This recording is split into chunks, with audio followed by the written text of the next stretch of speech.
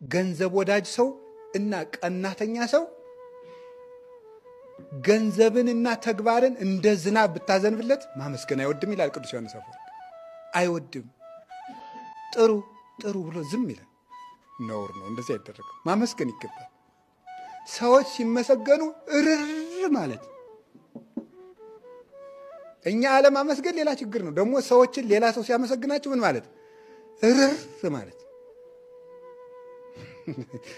ገብታችኋል?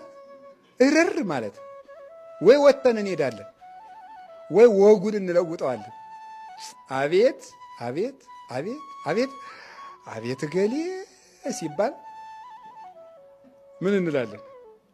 አዎ ምናምን የሚገርም ነገር ሰሞኑን መብራት ኃይል መብራት እንዲህ አድርጎ ብሎ ወጉን መቀየር ማበላሸት ማለት ነው። የሰውየው ሰው ድብን ስለምንል እኮ ነው። ረፍ ሲያደርግ ስለሚያደርገን አይጣል ነው ማምላክን አይጣል። ይሄ ከፍተኛ በሽታ እኮ ነው። በሽታ ነው ይሄ። አይ ዘመዶቼ ስንቱ ይነገራል መሰላችሁ።